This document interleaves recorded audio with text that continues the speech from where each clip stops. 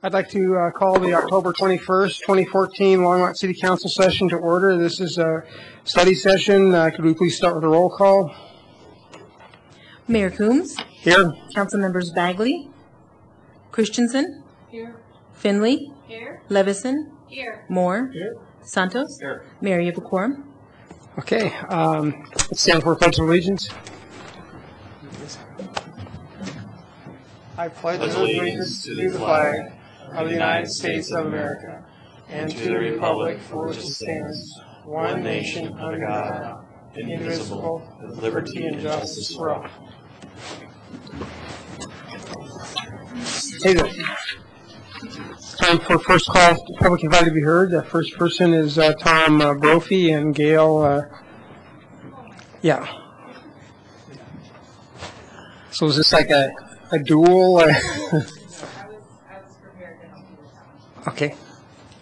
Please state your name and address for the record. My name is Gail Kohlmeister, and I live on 9th and Emory with Tom Brophy.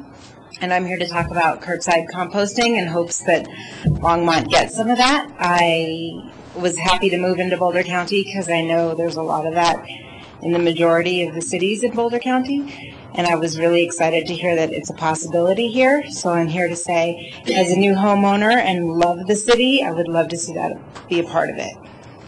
Thank you. Hi there, Council. I just wanted to share my experience. Just moved here this past summer, but I was a 6-year resident of Louisville. 6 years ago, I helped do this with Council in Louisville for a curbside composting program. In that 6 years, we've seen increased participation each year to the point of about 48% diversion now. And the city of Louisville just did another 5-year contract with the local hauler. So it's very well received by the community there. Moving forward here in Longmont with the curbside composting program, I'd like to mention that we should look at a pay-as-you-throw system or a tiered system to kind of encourage people to compost more. Example, with us, we put out a 32-gallon cart of trash in Louisville quarterly. It's not that hard to do, so appreciate your time and consideration for curbside composting. Thank you. Thank you. Stanley Toll.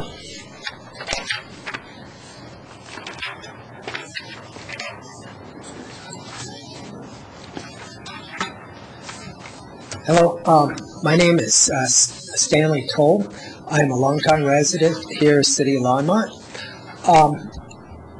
The reason I'm coming here tonight, and this is to briefly review for anybody who hasn't known about my situation, is that I had a vehicle that was subject to a no-notice tow.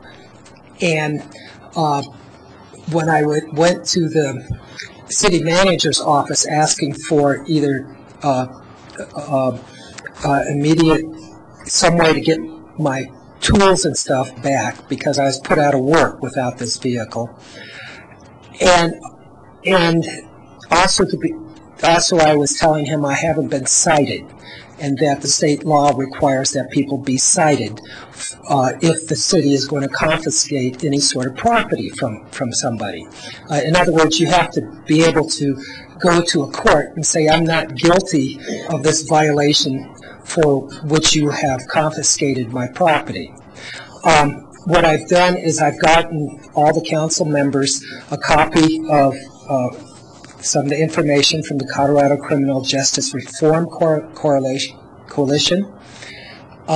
This is HP 1404 that was passed and signed into law and went into effect sometime in 2002.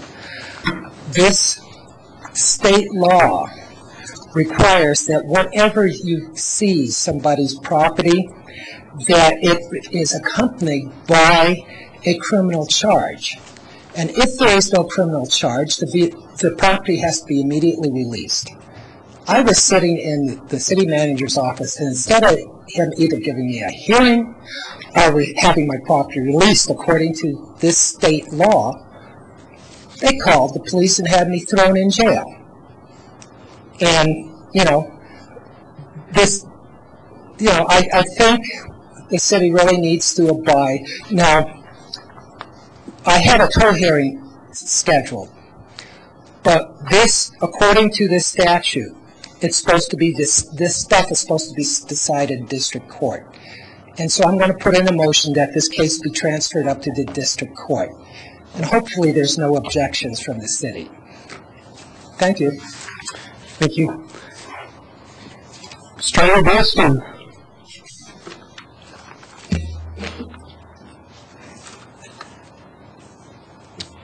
Mayor Coombs, Council. Started Dunston, 951 17th Avenue.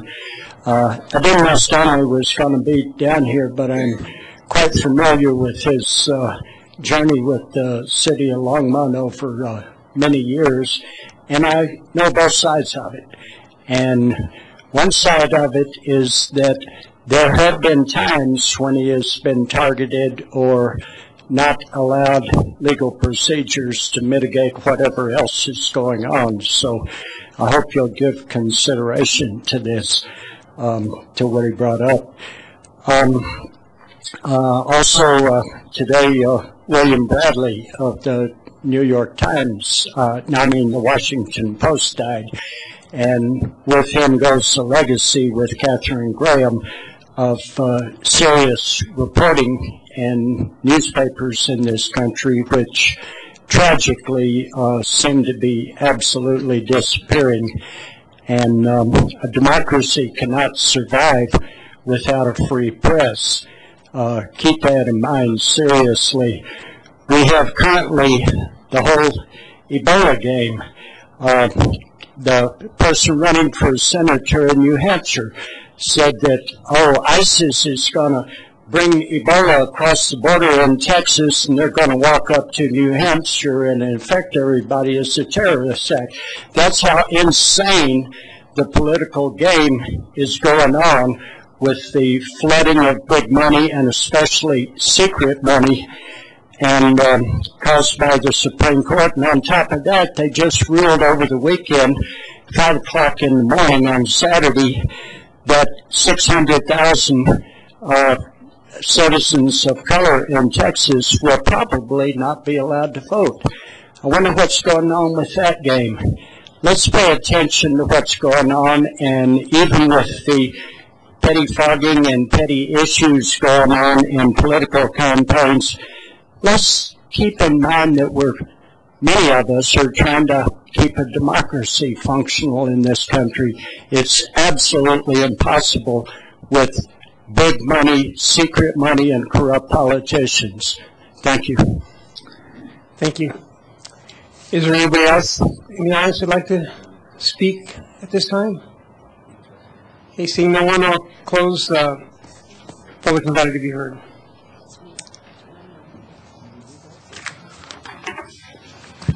Mayor, there are no special reports and presentations, so the first item on your agenda is a broadband update regarding branding and rates. And Tom Roniotis, Director of Longmont Power and Communications, will begin the presentation. Good evening, Mayor Coombs, members of council. I'm Tom Roniotis, General Manager of Longmont Power and Communications. And I'm here tonight with several members of our staff, along with our consultants from Uptown Services, to introduce our broadband service. But before I do that, I'd like to give you a brief update on the construction activities going on in the field. As you know, we started our outside plant construction in August, and as of today, we've completed over 738 passings, and we've installed over 35,000 feet of conduit. So that's 738 backyards that we've actually done construction in, and out of that, we've had 5 complaints. And one of those complaints, by the way, was probably the one you read about in last week's Times Call, which turned out to be a contracted market locator that was actually working for Comcast, locating their facilities. But if you do the math, that's less than 1%. And so we've been extremely happy with how well the construction activities are going on. And we've also been extremely happy with how our community is embracing the effort out there. Construction crews have reported that most people have been very cooperative and very friendly, and are just anxious to get the new service, and that's exactly what we want to hear when we're out there. And speaking about the new service, we do plan on offering services in a section of phase 1 starting already November 3rd. And so we've still got a lot of preparation work prior to that, so we're going to be very busy for the next few weeks. But are there any questions regarding the outside construction activities that you might have? Oh, just one quick, we don't have enough data yet, but do you have any idea yet what your participation rate might be? Are you getting any feedback or? No, I mean we haven't really begun to offer services yet, so we've got no idea. But you know, when we did the pilot, we had a 70% take rate. So let's hope that sets the example. We'll be very optimistic. Anything else? Okay. Thank you, Mayor Coombs. Is there currently a way to sign up for it? What I mean is, so even though it's not in, is there a way to do a pre-order so we actually can get that? Not yet. When is it anticipated that we'll be able to order? So when is it anticipated we can start putting in our order? You know what I think I'm going to do? I'm going to we're going to have somebody come up and really going to talk about our marketing process and maybe she can answer some of those I do that in my office too. Okay. That's awesome. Send up the guy that knows. Send somebody that knows what we're talking Smart, about. Tom. You're in charge. Way to go. Thank you, Mayor Coombs. Tom, thank you for the clarification regarding that one complaint that was splashed on the paper, because it wasn't very clear. It made a very big splash, but then, we got the email the next day that it actually wasn't our contractor. It was one of the prominent other dominant providers, but it wasn't one of ours. So, I had at least a couple of people ask, was it one of your contractors? And after I got that email, I said, no, it wasn't one of our contractors. We do send out flyers. We do, not the city, but our contractors do go out and do their best to inform residents and what have you, to make sure that we're not doing what this other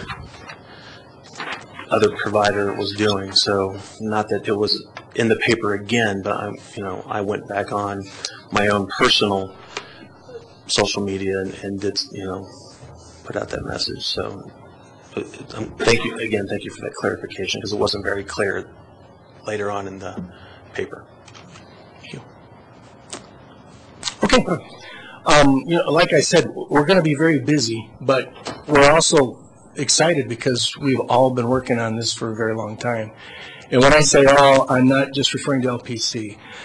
This has been an organizational-wide effort. It's included multiple city departments along with members of the community. And we've been working on this for over 17 years and through 3 elections. But if you think about it, it really started over 100 years ago when this community took what was a very bold move at that time to create its own electric utility. And with the strong community support of that day, our municipal electric utility first turned the lights on here in Longmont in 1912, and we've been powering Longmont ever since. And today, with that same strong community support, we're actually turning new lights on by building the very first citywide 100% fiber optic network in the state of Colorado.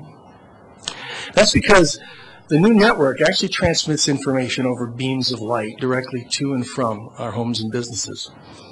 And it's a network that's already beginning to differentiate Longmont from other communities. We're providing our residents and our businesses levels of connectivity that's simply not available in most places in the country, and we're going to be doing that at rates that are going to be among the lowest in the nation. And from an economic development perspective, we truly believe that this is going to provide Longmont a competitive advantage for years to come. So after many years in the making, it's my privilege to introduce Longmont to its very own community-owned broadband service. And we do have a short video we've produced to do just that. Coordination, give me 2 seconds. Do you see the comments in your board? Those are your microphone. Yeah.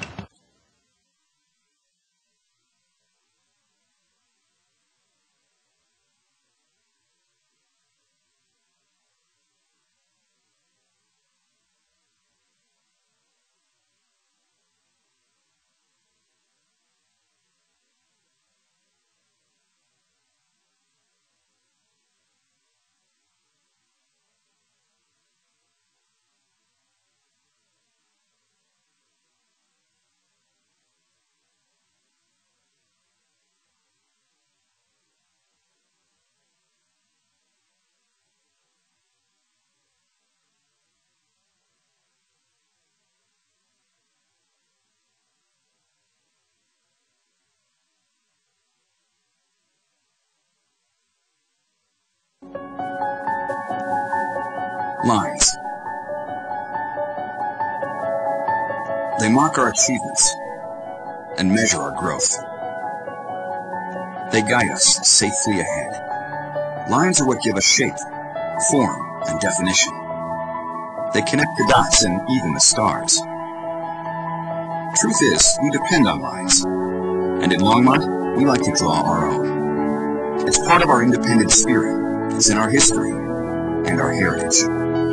We don't wait for progress to happen. We make it ourselves.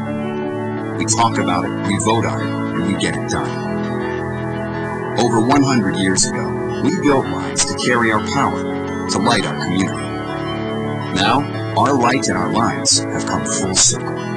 We've built new lines to light our future and fill the next chapter of our history. These are the lines of Next Light, Longmont's community-owned and operated broadband internet and phone service. A 100% fiber optic network with speeds and performance among the fastest in the world. A parallel universe where you can reach across space and time at the speed of light. Connect and stay connected, because the only lines that matter are the ones we draw ourselves. Next slide.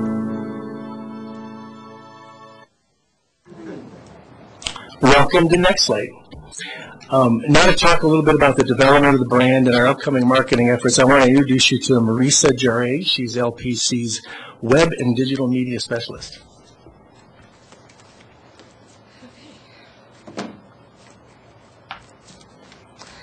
Hello, Mayor Coombs.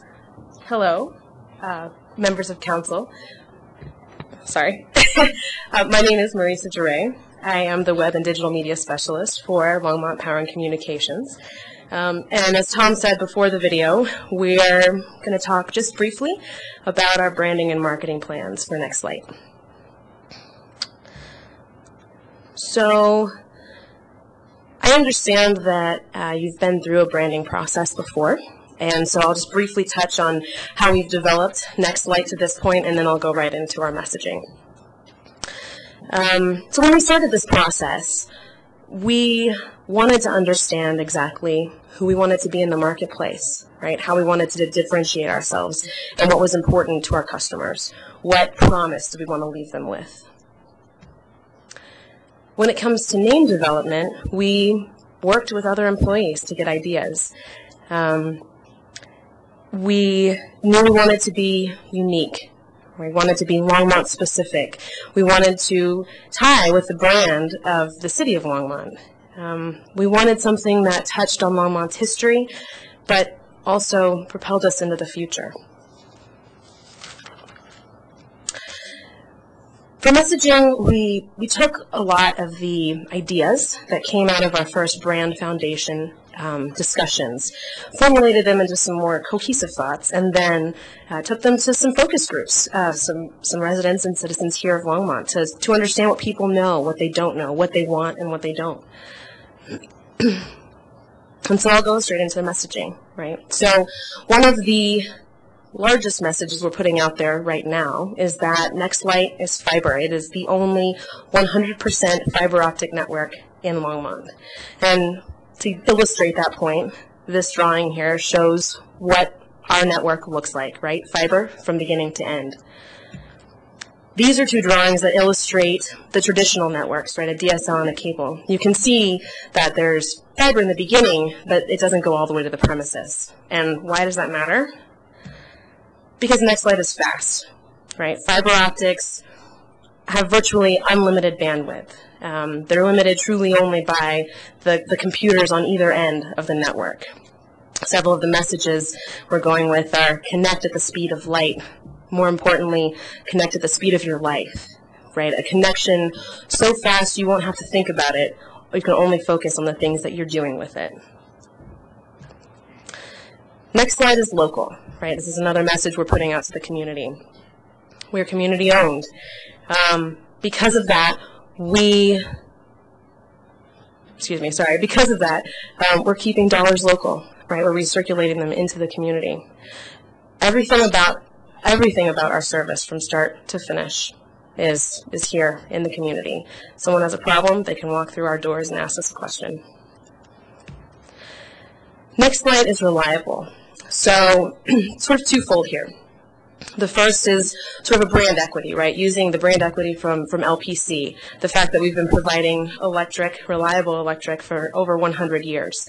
Our focus groups illustrated that people know that and recognize that and are willing to trust the Nextlight brand because of it, right? The other piece is that fiber, as a technology, as a network, is simpler than the more traditional ones, as we saw. There's less pieces there, and so there's less to break. Next slide is affordable. So the value of our service is truly unbeatable. We offer something for a price that cannot be beat. Because we are community-owned, because we are not-for-profit, we don't have profit margins to maintain. So those were the pillars, our marketing pillars. And so now just want to give you a quick look at what the brand is going to look like. Right. So this is an example of a welcome kit that we're providing to all of our customers. It has everything from a letter of welcome to terms and conditions to information on how to set up your voicemail to educational pieces. Our focus groups also illustrated that our community wants to understand the technology, and so we're providing them with that information so they can educate themselves and hopefully their neighbors. This is just an example of some of the sales postcards that we'll be sending out, and I'll touch on the tactics here in just a moment. So, list of tactics. For every area that becomes available for service, we'll be sending out a variety of direct mail pieces. The first will be an introduction letter, letting them know that we're in the area and that they should come and sign up. 2 to 3 weeks later, they'll be receiving a direct sales postcard. They'll also be receiving a sales brochure, which will have a combination of educational pieces and sales pieces, and then finally, another sales-oriented brochure.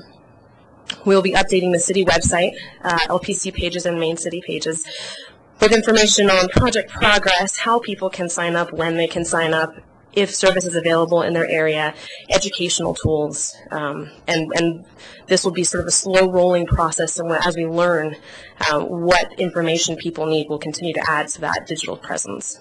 We'll be working through social media in the same regard, putting out sales messages, putting out educational messages, right? We want to be a leader in that space. We are going to be working with our community partners, right, to work through their channels. So that's LDDA, LAEC, the Chamber, Visit Longmont, the Tinker Mill, right? All different audiences. So we're going to work with them to script some stuff together to really help reach a wider audience. Throughout the next 3 years, we'll also be rolling out a variety of print ads, right, inserts, you name it, to get more brand awareness rather than a sales tool. We want everyone in Longmont to know it and own it. And then finally, we'll be at both community and business-oriented events. So, in summary, Nextlight. Nextlight is a part of Longmont's history, right? It's a badge of honor. It's sort of literally lighting our future, right? It's fiber optic, the only 100% fiber optic network in Longmont. And the 4 pillars, these are our messages, right? Nextlight is reliable, it's affordable, it's speed, and it's ours, it's local. Thank you. Do you have any questions? Councilmember. Thank you, Mayor Coombs. Marisa, I've seen local scale commercials through my cable provider on, whether it be the TLC channel, History Channel. I've seen it, commercials made for our local restaurants and that kind of marketing. Are you thinking about doing some of that targeted marketing? I know that the cable provider has very good information on, who locally watches certain channels. Are you thinking about looking at that? Is that 60 seconds, that video spot that you gave us? So, Mayor Coombs, Councilmember Levison, the spot is actually 1.5 minutes. Okay. We are working on, or rather that is going to be sort of a cornerstone, so able to edit, to pull for smaller pieces. In terms of television and video in the cable space, we're discussing it. So I guess an important note to mention, because we're rolling out in phases, and the rollout, right, is 3 years. in length. So as we grow larger, we'll be considering spots just like that, right? So in the initial, not so much, only because we want to make sure we set the expectation, right? We don't want to raise everyone up. We want to make sure that people are truly aware that when they can get service. So it's a fine balance between making awareness and making sales. But yeah, so it is definitely not off the table. And I'm just thinking after Councilmember Bagley's comment about when can I sign up, I understand there's a fine balance between the anticipation and being able to roll it out to people. But I think that it would also perhaps give feedback if people saw these 1 minute or 30-second video spot on the major cable provider many of us subscribe to, that they would call and you could track the data from what areas of the city and then be able to extrapolate perhaps some of your penetration rate ahead of time. And that might give you information about, maybe it's to revise the rollout phasing. If you have a higher patronage rate in an area of the city, you can demonstrate through those phone calls that are generated. Although I understand there might actually be some hesitance to provide revenue from advertising with the major cable provider, but that's a balancing too. No, yeah, very valid, very valid. Thank you. Councilmember Christensen. Yes, as we both council members have stated, we just want to sign up right now. So I understand that there's a balance, but it's sort of like signing up for Christmas. You think it gives you something to look forward to. I'm wondering too if you've thought about, aside from Channel 8, which is our local station, and putting something on that, if you've thought about putting something occasionally on radios. There are local radios like KGNU, and you could have a spot thing on that and say, coming soon, that sort of thing. Okay, thanks. Absolutely. Thank you. Councilmember Santos. Thank you, Mayor Coons. Well, I don't have cable. I got the cord several years ago for reasons. But even, Vine, 6 seconds, next light coming soon, website, 30 seconds of YouTube, Twitter, Facebook, something of that nature. Those of us that don't have that are on the cable coaxial, that people can share. And again, something just with the website, and everyone can see what zone they're in, zone 3, third quarter 2015. Tom.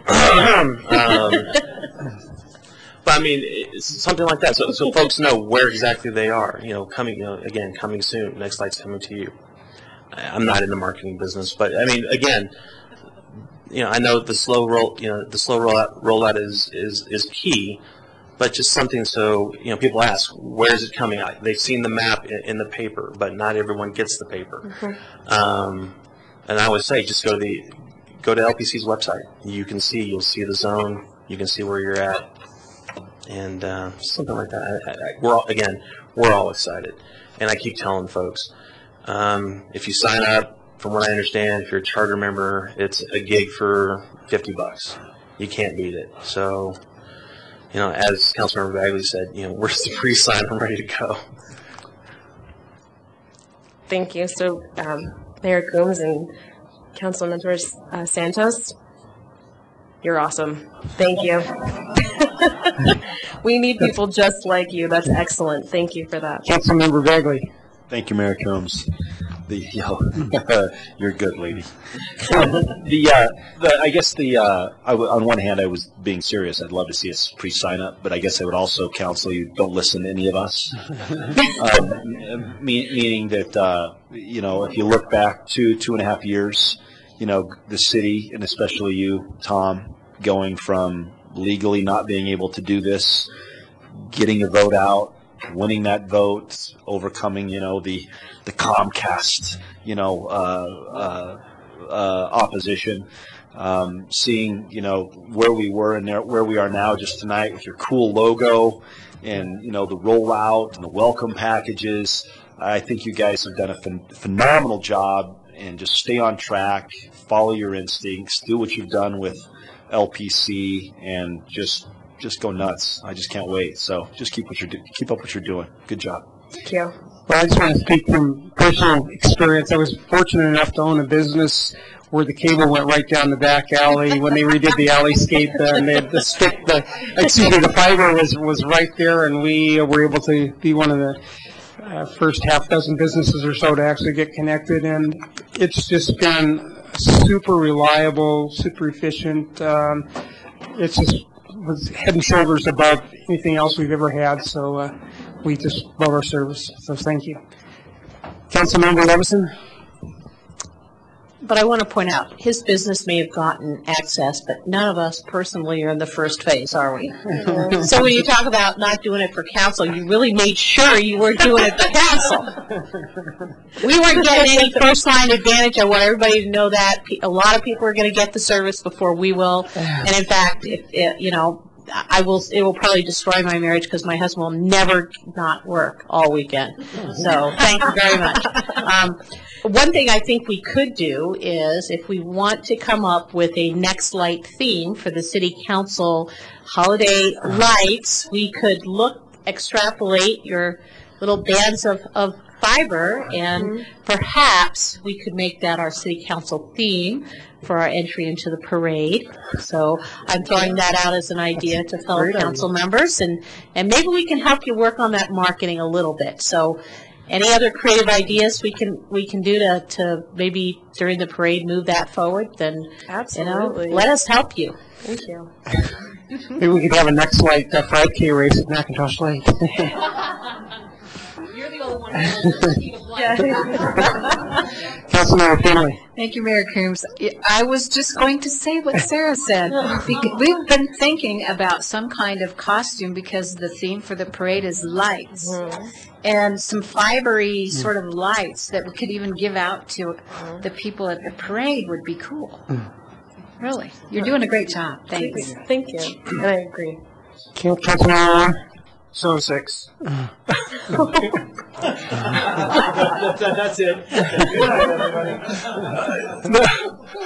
No, I like what I'm seeing here, getting some marketing out there in front of the people. And what are your plans for coming back to council and updating this after you get a few signups? Mayor Coombs, Councilmember Moore, we will keep you guys updated on a probably a monthly basis with reports once this thing gets going. But we're not done tonight, by the way. We've got another part of the presentation where we really want to get into the detail of the service levels and the prices. Okay. So I think Introduce. Yeah. Okay. So Mayor Coombs, council members, I would like to introduce to you Dave Stockton from Uptown Services. He is our consultant on this broadband program. And I think before Dave gets going here, we appreciate all these creative ideas, and I think we all understand we're just getting started, and we can have a lot of fun with this. And Councilmember Santos, you are phase 3. Is that what Okay, we'll see what we can do. And it is a 3-year schedule. We're going to do what we can to try to accelerate that. But like I've said many times, we want to make sure that we do this thing right as well. But we really appreciate the enthusiastic support here tonight. Thanks. All right. Well, Mr. Mayor, council members, I'm very glad to be here again. I think the last time I addressed the council was a little over a year ago. We had completed the feasibility study, so we were in that business case phase and talking about financials and had the fiber ring there, but there has been so much work that has been done now to this point to be here tonight, basically on the eve of launching this fantastic network. So we're really excited to talk about revealing the brand. And what I'd like to focus on in my segment would be to talk a little bit about the products and the services. So we have some detail to share. But starting with, relative to the product strategy, we're really founded or grounded in the reality that we're bringing a gigabit service to the community. There are only about 120 communities in the country that have fiber to the premise. There are a subset of those that are offering gigabit service today. So this is something that's incredibly unique still and advanced for broadband service in the United States at this point. And it's going to make a tremendous impact on the community. We are going to be the only 100% fiber optic network in Longmont. We'll be the first in Colorado, as Tom mentioned. And the impact, we believe, will be three things. It will bring a geometric increase in capacity, and I'll show you the details on how that compares from a service level to both residents and businesses in the community. We're going to bring better pricing, and I'll also show you details on that. I'll give you the specifics on how we're going to compare and the incredible increase in value for broadband that this network will bring. And finally, maybe the most important part, the fact that we have local support, and this is something that the community is doing. Relative to that capacity in this gigabit level, which is 1,000 megabits per second, one could ask the question, why is that important? Well, I think it's answered here in this chart that you see before you. And more, as Marisa mentioned, we did focus groups and we asked about gigabits and capacity and how households are using the internet today. And more people need more capacity, and even beyond what's typically available with DSL service or cable modem service. I've been in this fiber business for about 12 years now with Uptown Services, and in that time we've typically seen the growth rates annually on wireline internet traffic, which this graph represents, at about 35 to 40% a year. And it's just stayed there. And I don't know another business or industry that has consistently year over year grown at that rate. But that's what's happening in this country with the volume of wireline internet traffic. So you can see there, 2014, basically in the middle of that chart, and you can see where it's projected to grow. There's no end in sight. And it's hard to see the detail, but the red portion of that growth, which is the vast majority, is video, as you'd expect. So streaming video and what's going on today with cord cutters and I myself, Netflix, Hulu, all the alternative services, that's what's driving that traffic volume, and that's not going to end. Really, that's just in its early phases. I think that the latest numbers nationally on cord cutting and what's called over-the-top video is around 10% of households. So you can imagine where this can keep going and why you have that growth curve that you see there. So gigabit matters, and we believe that's going to be relevant for this community for a long time to come, to have this kind of capacity. And we have that because we have the pure fiber network. So in terms of details and how it's different, this kind of gives you a little bit more depth around specific performance aspects of the different networks. So as Mason mentioned, she showed you that there are different architectures. We're pure fiber. The other two incumbents use a hybrid approach, where it's a combination of either hybrid of either fiber and coax or fiber and copper.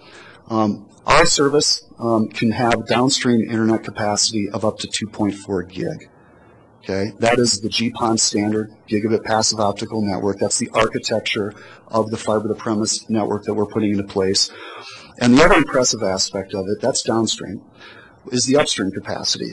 Upstream, we get 1.2 gig, so a 1-to-2 ratio, which is very impressive and very different from the other architectures. If you look on the right side of this slide at Comcast and CenturyLink, obviously it's fiber to the node, but then it's not fiber. And for example of Comcast, they use a standard that's called DOCSIS 3.0, and that's limited currently to 150 meg in the downstream capacity, excluding overhead.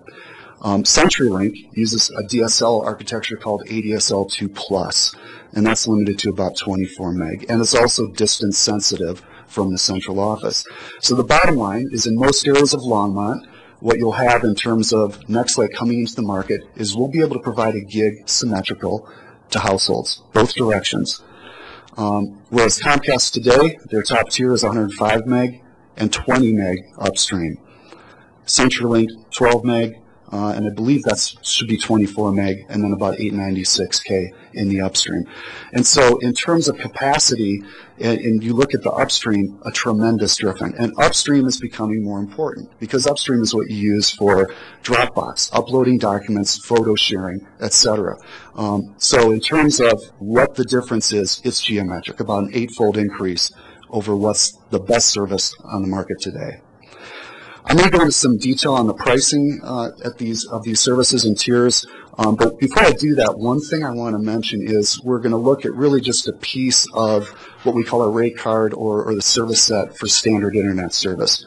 We really have a full range of offerings we can bring to the community with this network. We consider it full service. So relative to any kind of household or business need, we believe we can meet whatever data or broadband need that entity might have. We're going to look at the bottom left, the residential and commercial internet access tiers. So we've got standard tiers for both market segments, and they go from about 25 meg to a gig. Okay? But we also have other offerings that we already do provide, and I'll mention a couple of those. We can offer what's called high cap or high capacity services to businesses. So a business that may need dedicated internet or a dedicated point-to-point transport circuit for a very high capacity, up to 10 gig or even higher, we can provide that service. And we can customize a solution and provide that today. In fact, we do have a couple instances of that already in service. The next bubble up would be commercial and institutional custom fiber access. So a great example here is what we recently did earlier this year with the school district. So there we configured a local area network solution, 10 gig currently, but we have an architecture in place now that can grow up to possibly 80 gig and beyond. So we have the components there where it's a very robust architecture, and we're very proud of that accomplishment. So that's something that was very specially configured. Matt Sheppers and Jeff Grant worked for the first 6 months of this year and got that service up and running in June. So it was a big accomplishment to show as a kind of a showcase example what we can do with this network for entities like the school district.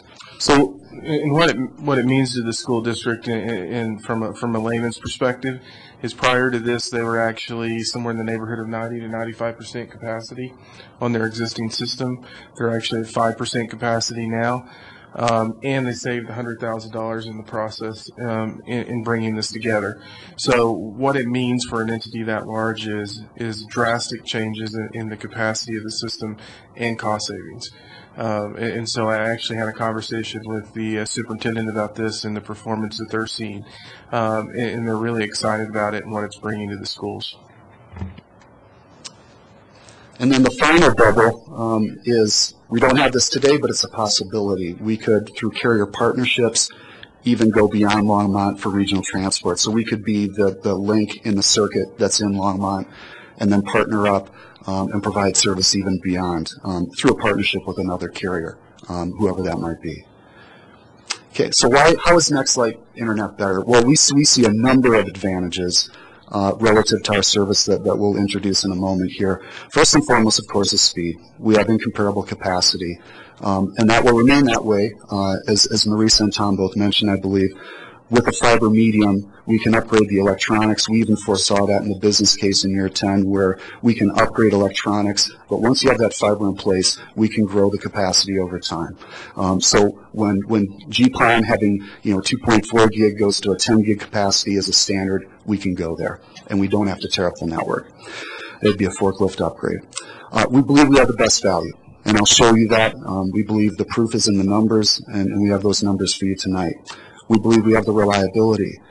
As a fiber network, a passive fiber network, we don't have electronics deployed in the field, so we believe our network will be much more reliable. We have the capability to provide symmetrical service, as you can see in our offerings. We are not going to be charging an installation fee. We want it to be easy for customers to switch. We provide local support from LPC. We are not going to require a contract or use gimmicks like that. The modem is going to be included, so our ONT device, there's no leasing fee like $8 or leasing your DSL or cable modem that you have to pay. And then we will be introducing, somewhere around the first quarter of next year, an exciting advance in what's called the ONT, or the device that goes in the home. We'll be introducing a gateway capability that will be wireless with the latest AC wireless standard. We believe that's going to support up to about 700 meg wireless in the home. So we're very excited about offering that upgrade option to our customers as well. So in terms of service throughput, this is how we compare. So NextLight, we're going to be introducing 2 tiers. We'll have a 25 meg symmetrical for residential customers, as well as our gig symmetrical service.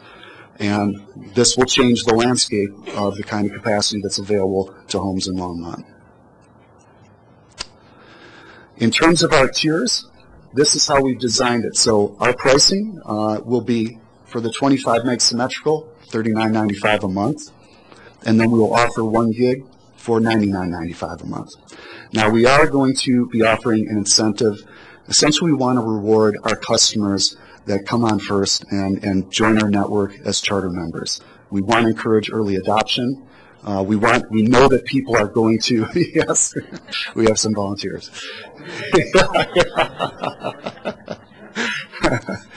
We know that when people try this in the home and they see the difference, they're going to talk to their neighbors. We want that positive word of mouth. So we're going to encourage that with this incentive. I'll go through in a minute the details. We have some, I think, very exciting details about how we've structured this program. We've thought about it for probably 9 months, so we've given this very serious consideration. And I'll say, just having been in the industry for a while as a consultant, I don't think that we've seen this kind of program put in the market before. Google was a trendsetter back a couple years ago when they launched their fiber to premise in Kansas City. They introduced a $70 price point. We're coming in at $50, but we're also tying it to an incentive program that's a win-win for us and the customer with this incentive to encourage early adoption. So we think it's something that's going to be very positive for getting our revenue stream growing and getting those bond payments made. The other thing that we're going to offer is for customers that, for whatever reason, miss out on the charter member program. If they are a customer for a year, they can qualify for a loyalty discount as well, and that would be $59.95. And again, I'll mention those details. So we don't have a contract requirement. We do need people to continue service to maintain eligibility on our incentive programs. We include the modem, and we'll offer Wi-Fi at the latest standard. And I'll mention currently Comcast and CenturyLink offer an N standard for their wireless gateway. We're going to be launching with AC, which about triples or quadruples the throughput. So that is our residential service. In terms of commercial, we are going to have more tiers. So we will start at 20 meg up to a gig. And for most of the tiers, we will offer an upgrade to symmetrical if the business feels like they need a symmetrical connection. And again, similar attributes relative to a contract not being required, having the wireless gateway available to them as well. So to give you a comparison on the price, the Comcast business internet at 100 meg is about $360, and we're at about $180. Okay. We will offer the other things that businesses need, like hosted email, Microsoft Exchange if they need it, as well as static IP addresses. I want to mention the architecture. So we know it's GPON, and of course we know it's 100% fiber. But I think there's some other exciting things that have transpired in the last year through a lot of work that are worth mentioning this evening as well. One is that, and part of this came about with the school district project, but we selected Calix as our electronics vendor. They are the industry leader in the business. We're very excited about the product platform that they bring to us and the evolution of their product. The other thing is we, with the school district project, have put in place a provider known as Cyan. And that is now in place for the school district. It gives us incredible circuit capacity for high-cap customers. And so we've got a footprint there that we can build upon as we grow the customer base on the commercial end and the institutional end. The other thing that we did, in offering internet service, one of the things that we have to consider about is our cost of goods sold. And for us to have the margin we need relative to the business case, we wanted to make sure we were securing bandwidth as cheaply as we could. So we could offer great pricing like that charter member discount for the gig service. And so we secured 2 partnership agreements in the last 12 months that involved 3 separate routes to a major Denver point of presence, which is a carrier hotel. It's essentially a location that's on the internet backbone nationally, so to speak. And once you arrive there on a circuit, like we are now, you have the ability to shop dozens, literally dozens of bandwidth providers, and you get extremely good pricing. Before this, we were having bandwidth delivered to us here in Longmont by a specific provider. Now we are actually have the assets to get to Denver on our own, and now we can purchase it at a huge discount. With the new agreement that we've executed, we now have bandwidth that is 9% of the cost of the former agreement. So roughly a tenth of what we were paying previously. So now we're positioned to ramp. We can have a lot of customers, thousands of customers at a gig service, and we can handle it with how we've managed our cost structure, which of course is incredibly important. So service value. I said we'd show the details on how we are bringing a game changer to the market in value for broadband, and this is it. So the blue is residential. You can see the CenturyLink and Comcast services today. So ranging from about $6 a meg down to about 80 cents or so, low 70-cent range. We at our standard gig product will be at $0.10 a meg, and with our charter member program, it's 5 cents a meg in terms of pricing. It's that much different. So if you take away the gimmicks and the promotions, the everyday pricing, this is the value that we're going to bring to the community now. We have the same pattern on the commercial side. So there you can see up around $10 or so, going down to about $1.67 for Comcast's highest business tier. We are going to be below $1 for commercial accounts. So the charter member program, just a few more details here. So again, it's for the first 3 months of a service area being launched. So this will kind of keep repeating as we launch new service areas over the next couple of years. They receive the $49.95 pricing, so basically it's half off, and they keep that rate as long as they don't disconnect service.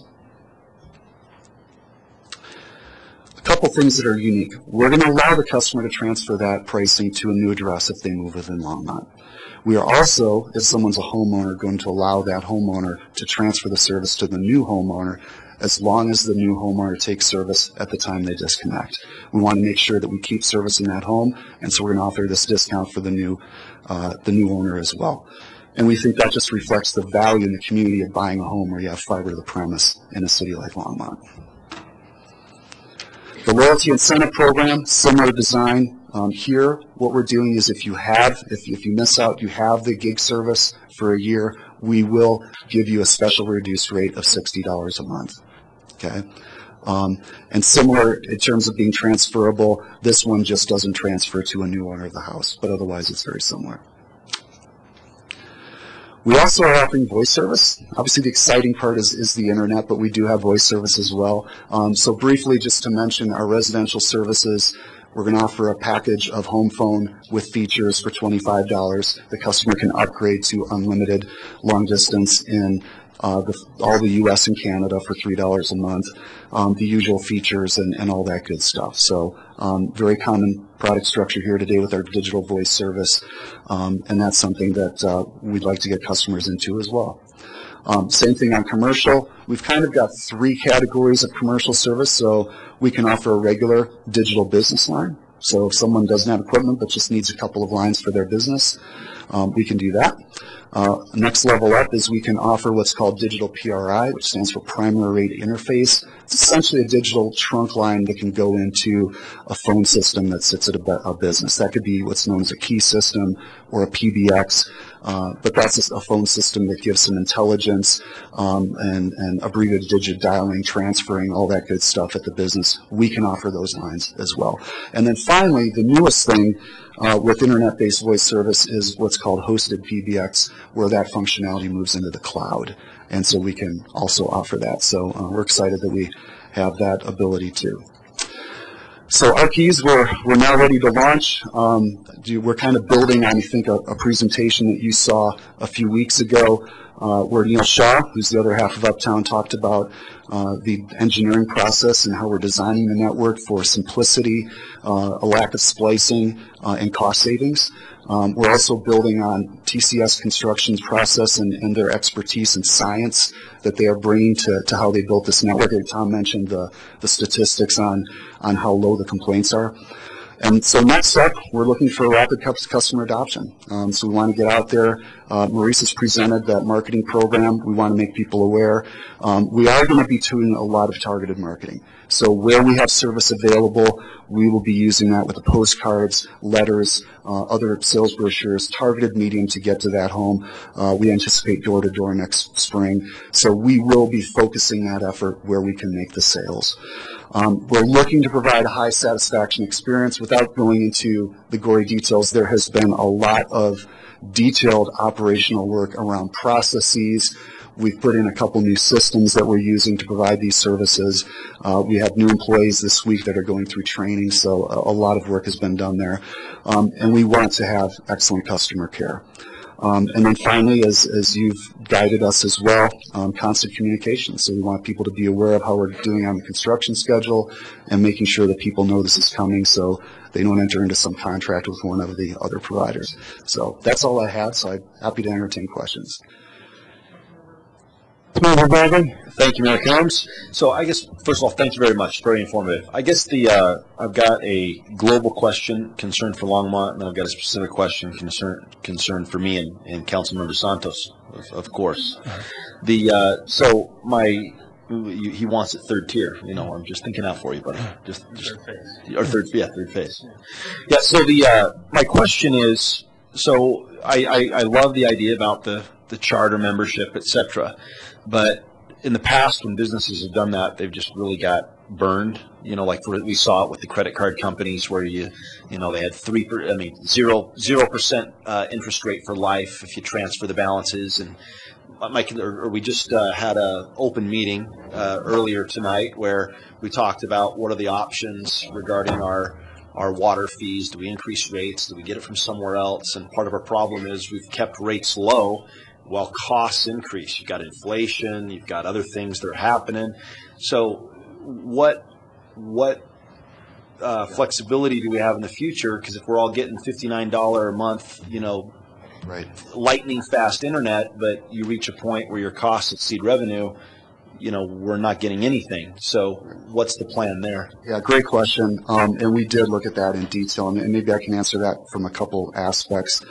One is that it's the cost structure. And so I did mention the work that we did to, take our cost of bandwidth down to a tenth of what it was. We knew we had to make that happen.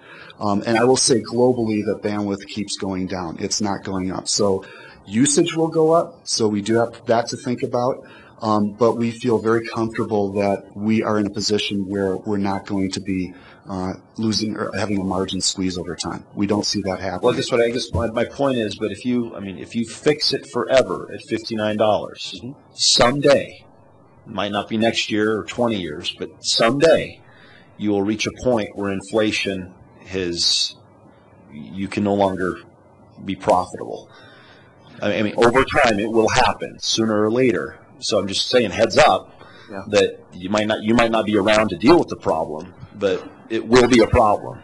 And so, yeah, it's hard to see it for the foreseeable future. It would take a long time. So, right. But I guess I would just make sure there's a big legal loophole in there that says, we can pull this at any time. That's my advice. Just one of seven. We do in our terms and conditions. We do have subject to change. We do okay. That, all right. So. And then I guess I'll just mention it too. The other thing we looked at, because I think it's a very important question. We wanted to make sure that this program was financially positive for us. So one of the things that we looked at very carefully is the average revenue that we're going to get from each internet customer. Okay, so we looked at that in the business case. We've studied that with other actual systems and clients that we have that have deployed for quite a time and may have a range of 5 residential internet tiers.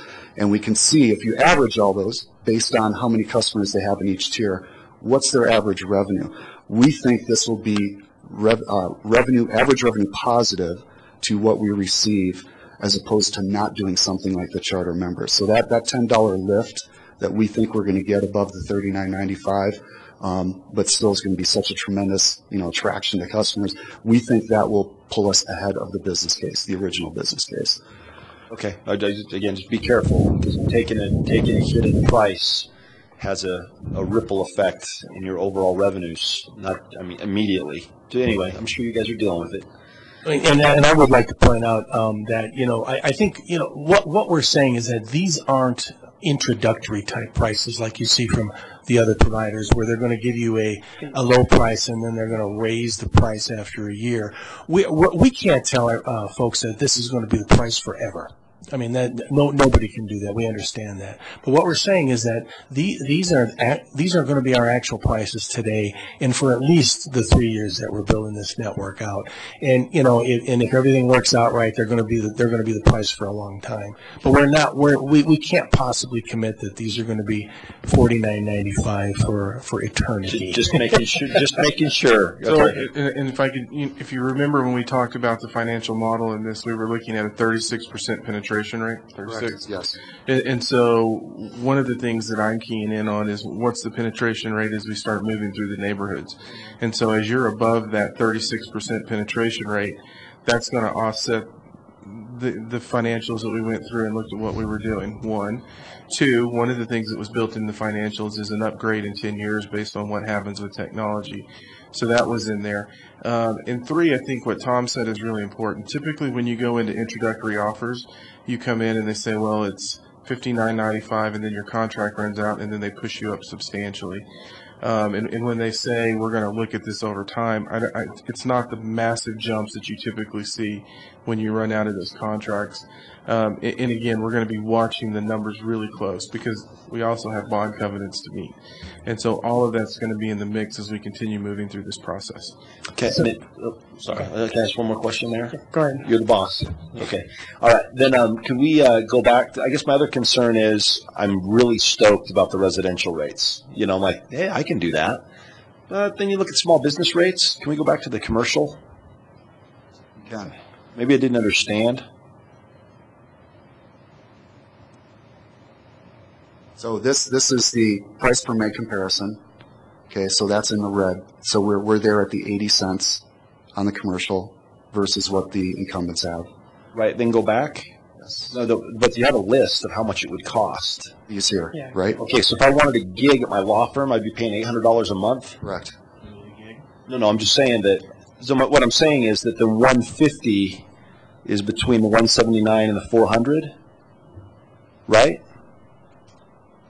So what's Comcast able to provide right now? Comcast, their one, I think it's 105 meg commercial is $360 a month. Okay, all right.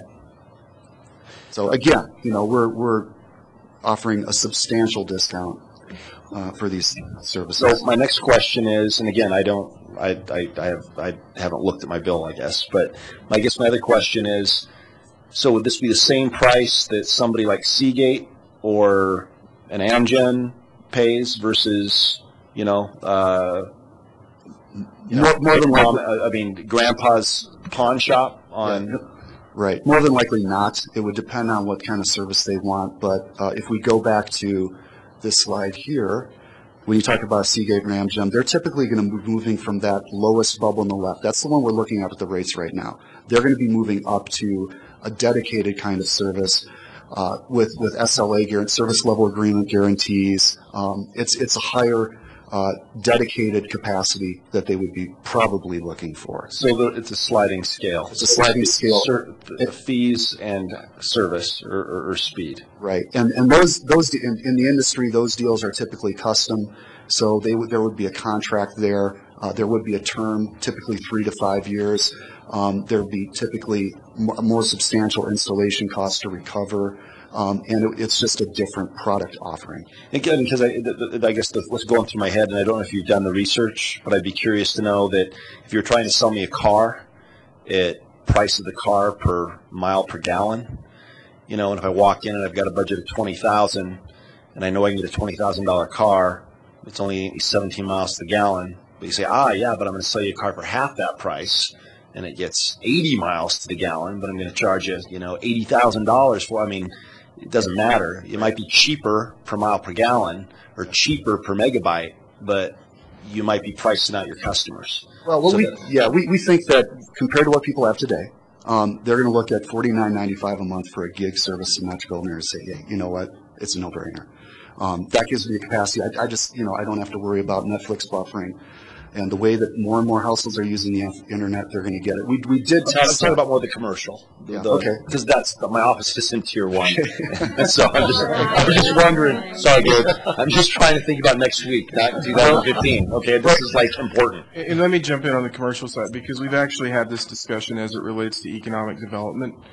in business and corporations that are interested in this, and we spent probably an hour and a half on this Friday talking about it. What's really happening in the commercial side of this is it's really dependent on what you need and what you want, and then how that's put together. So there will be questions if you're a business. Do you want point-to-point? Well, that's a different scenario than if you just want access to the internet. And it's going to really be based on the needs and what you're trying to accomplish. And so when you really move into that commercial tier, it's going to be different than the household tier, because it's going to be really focused on meeting your needs and providing the service that you need. And that's also that customer service piece that we're talking about as we continue moving forward. We're going to be able to get very specific with the commercial customers and understand what they need and how they need it, and we can build it to really meet their needs instead of building too much or too little, and working with them in that process. So when I was asking Tom, I need something to send on an economic development side, that was the answer I got, is it's really hard because it's dependent on what they need. Thank you. So, finally, look at any utility, whether you're like electricity. If you're a commercial user, you pay 7 cents a kilowatt hour. If you're a residential, you pay 7 cents a kilowatt hour. Same with a decatherm of gas. You pretty much, there's not that much difference. Why is there such a huge difference in a megabit commercial versus a megabit residential? Yeah, right. Good question. Because there's a difference in how it's used. And the industry, you look across range of providers, whether it's fiber to the premise or the other architectures that are out there throughout the industry, it's priced higher for commercial based on the usage. Multiple PCs sharing that same connection, things like that. I see. Yes. Okay, makes sense. Thank you. You bet. Councilmember Robinson. Thank you, Mayor. I would like to also give you a little additional support on your flat rate for customers idea. I have a student at a university that guarantees a flat rate, if you will, for the 4 years she attends. So you wonder if a university can make the business case to their board of trustees at a public university to say that they're not going to raise tuition, they're not going to raise room and board. I think that when we see the escalating cost of both room and board and tuition at state universities, then you're thinking, well, how could they do that? But I think that it can be done, and I think there are many other businesses, and that's one of them, a successful model of how it works. I mean, it really does build customer loyalty. It in the days now where we have additional revenue pressures and other utility costs with rising costs, this could also be part of the portfolio for residents of Longmont to have brand loyalty, not just for the cable services, but also to understand when we do have to raise rates in electric and water, that we've held the line as much as we can on another part of their utility bill. So I think it goes to the entire package of what the city offers for residents, whether it be, water and wastewater services, electric services, and now broadband. So I think that even brings a stronger base for communication as an organization of the city providing utilities across the board. So thank you for helping with that part of it. Councilmember Santos. Thank you, Mayor Coons. Can you go back to the rates for commercial? Thanks. Yeah, because I pay, because I don't need commercial, but I pay within that more, that 100 megabit, 20 megabit down with phone, more than 179.95 through. Although I cut the cable cord, I still need internet, and I pay a heck of a lot more with a static IP. I pay $225, $250. Okay. And that's Comcast? Yeah. Yeah, and you probably have a discount on that because the rate card it's over here. Yeah, sure. Yeah. It may go away at any time, but you have one. But I mean, again, do I need that much for what I do? Probably not. And I was talking to one of the other businesses in town, and I said, if you want the gig for your business, it's going to be $800. And they were shocked. I said, but do you really need that? And again, I said, and I called Tom from that business. I said, give me the breakdown. As well, it depends. Where are you at? And so it's a restaurant, and it can be tailored. Just depends on what they need. Are they going to run? Do they need phone and what have you? And I said, well, we're getting it in about a week, and I'll be able to tell you a little bit more once we get it. But it's, of course, it just depends. I did have another client that had they were close to the service center where LPC is. And they actually were able to hook in to the broadband, and they were, I think, at the 250, and they loved it. Unfortunately, they moved to 17th and Main, and now they had to go back to another provider, and they miss it. Okay. So they're actually looking forward to getting back into NextLight. So, again, it just depends on which each company needs. So yeah, and we think that customers, both residential and commercial, just need to experience this kind of level of capacity, and then they're hooked. But your point's well taken, and Councilmember Bagley, yours as well. That we're offering more commercial tiers for that reason, to be a little more customized and meet their price point and specific capacity need. Councilmember. Thank you, Mayor Coombs. So I want to follow up with something that Tom said about keeping the $49.95 price around. So if you're in the first phase, what I heard was you can get that $49.95 until it's rolled out.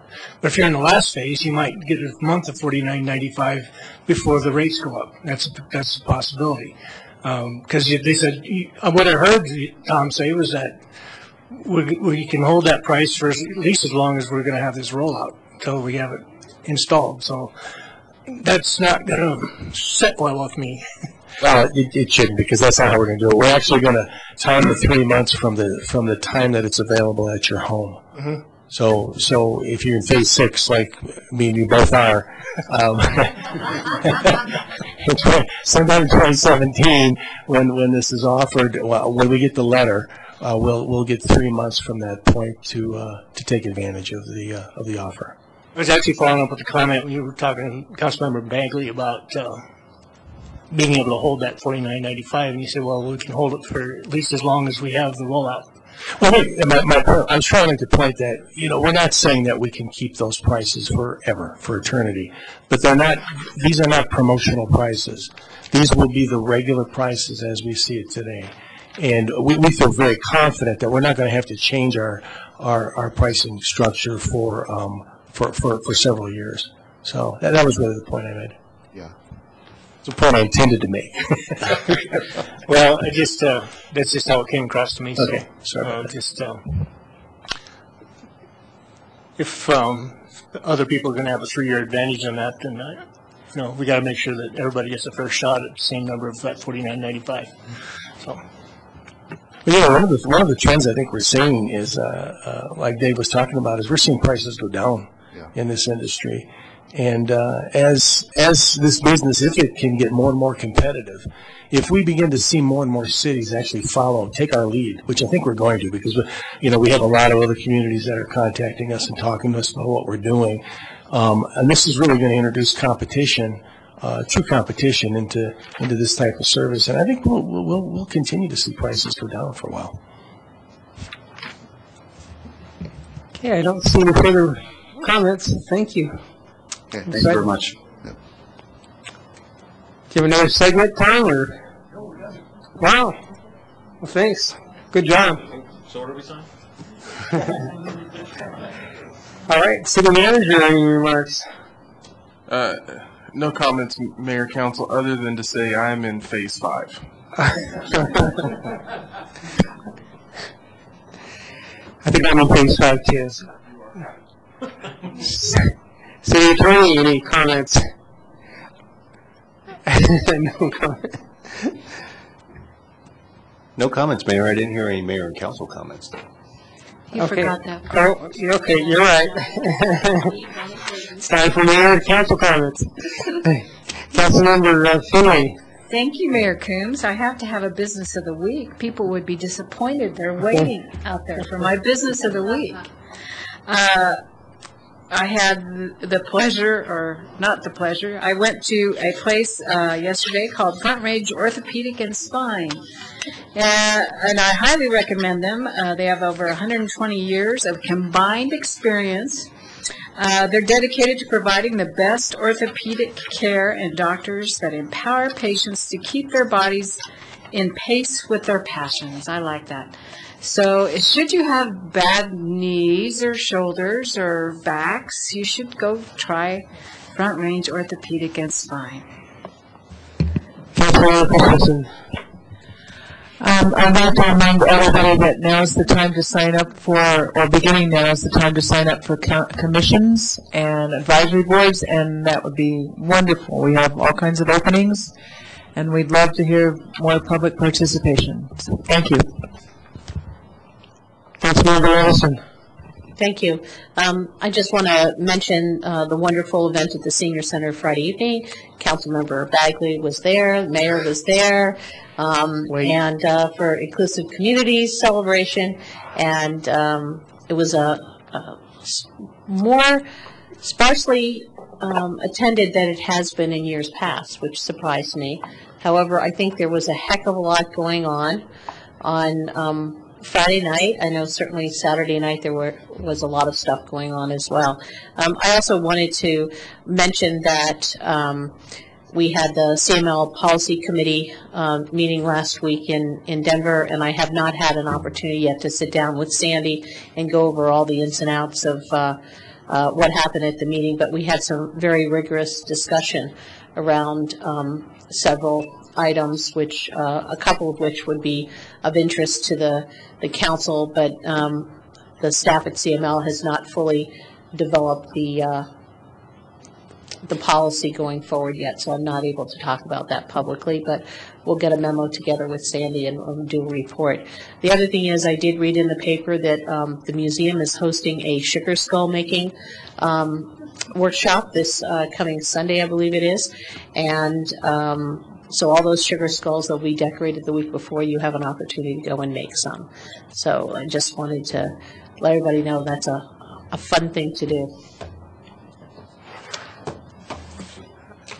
I guess I've got a question, and Mr. Stanley Toole keeps showing up, so I'm just curious. I assume that is the city engaging him? Is the legal department involved? What's going on? Because I have a feeling we'll see him next week, and every time I'm thinking, what's going on?